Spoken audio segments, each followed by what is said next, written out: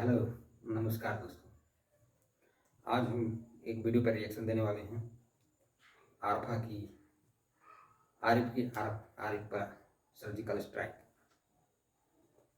पहले वीडियो देखते हैं, फिर उसके बाद कमेंट करते हैं कैसा लगा वीडियो। प्रधानमंत्री जो हैं सबसे पहला भाषण उन्होंने दिया है अब संसद में, और उसमें जो है जिक्र इस बात का कर दिया कि कांग्रेस पार्टी जो है मुसलमानों को गटर की तरह ट्रीट करना चाहती है या वो गटर में पड़े रहें, ये अच्छा है। प्रधानमंत्री ने जो कहा है, उन्होंने अपनी तरफ से नहीं कहा।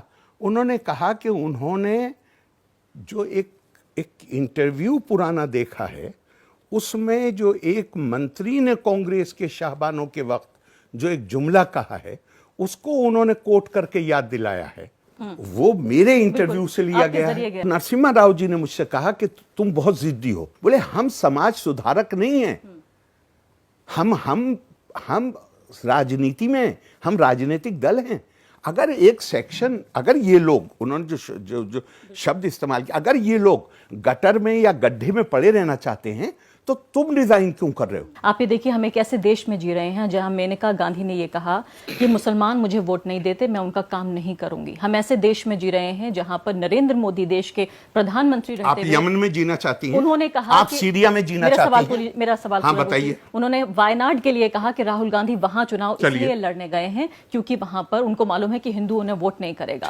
हम एक ऐसे दौर में जी रहे हैं जहां 303 मेंबर ऑफ पार्लियामेंट में एक भी मुसलमान बीजेपी की तरफ से नहीं है। तो आप ये बताइए कि ऐसे अब मैं जवाब दूं? जहां की पूरी पॉलिटिक्स एंटी मुस्लिम एक पिलर पर बेस्ड हो, वहां आप एक तरह की एक रिजिड लीगल सेक्युलरिज्म में ऐसा लगता है कि फंस गए। चलिए ठीक है, आप पाकिस्तान में रहना चाहती हैं जहां पे हर जुमे को मस्जिदों में बम फेंके जाते हैं? मैं हिंदुस्तान को बेहतर बनाना चाहती हूं। आपने जुमला ये नहीं कहा। मैं हिंदुस्तान को बेहतर बनाना चाहती हूं। जी नहीं, आपने जुमला कहा हम ऐसे मुल्क में रह रहे हैं।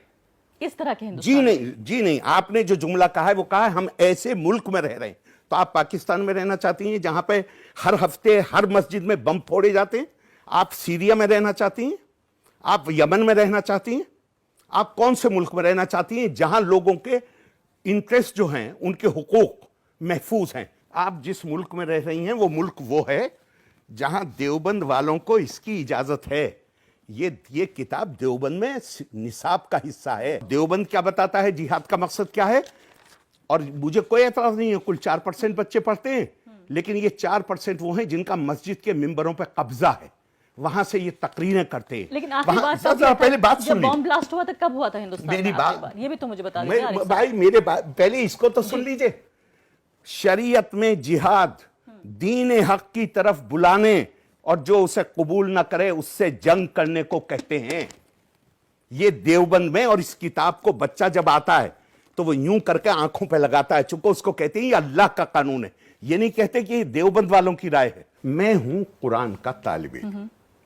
कुरान मुझे बताता है अपनी समस्याओं के लिए दूसरों को जिम्मेदार मत ठहराओ। जो लोग भुला देते हैं तारीख को अपनी, उन लोगों का जोग्राफिया भी बाकी नहीं। तो आपको दो गलतपन अच्छा लगता है, और एक आदमी जो भी उसका व्यू है वो सफाई से रख रहा है।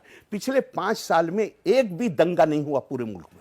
पिछले 4-5 साल में हरियाणा में एक कम्युनिटी है, मैं नाम भी नहीं लूंगा, बहुत डोमिनेंट कम्युनिटी। उन्होंने बड़ा एजिटेशन चलाया रिजर्वेशन का, और आखिर होते होते क्या हुआ, बाकी सारी वो मुसलमान नहीं, सारी कम्युनिटियां उनके खिलाफ हो गई। नतीजा क्या हुआ, इस इलेक्शन में क्या हुआ? बगैर किसी के कहे हुए उस कम्युनिटी के लीडरों से आप बात कर लीजिए, वो क्या कहते हैं भाई हम तो अलग थलग पड़ गए, हमारे पास तो कोई चारा ही नहीं रह गया कि हम बीजेपी को वोट दें ताकि कम से कम दूसरी कम्युनिटियां हमें कबूल तो कर लें।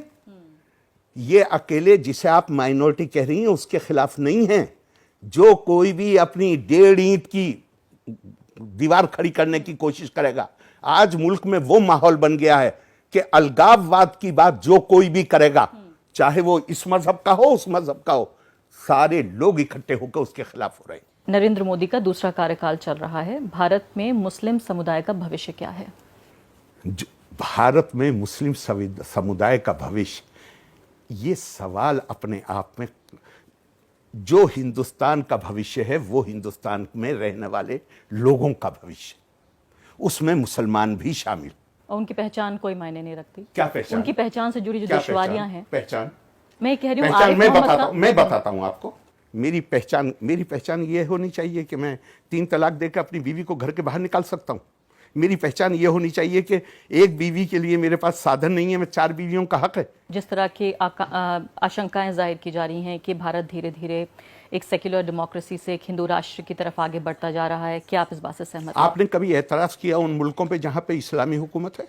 हम सिर्फ अपने लिए जीना चाहते हैं। इस मुल्क में सबसे छोटी माइनॉरिटी पारसी हैं, उनका तो एक मेंबर भी नहीं है पार्लियामेंट के अंदर, उन्हें तो फिक्र नहीं है। और मुझे खूब याद आ रहा है, आपने सिर्फ अपनी फेसबुक पे मैं होली खेलूंगी कह बिस्मिल्लाह डाल दिया था। आपके खिलाफ जो कुछ लिखा है लोगों ने, मुझे खूब अच्छी तरह याद है, मैंने वो सारे कमेंट पढ़े। ये इंटॉलरेंस कहां से आई है और इस इंटॉलरेंस की रिएक्शन क्या होगी?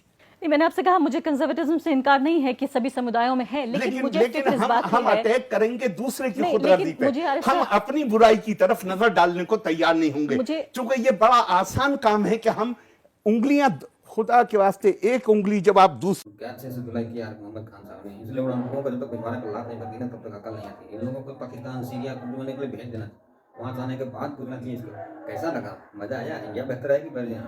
चलिए नेक्स्ट वीडियो में आप जरूर कमेंट करें, लाइक करें, ताकि हम लोगों को सपोर्ट मिले। Thank you, Ram Ram.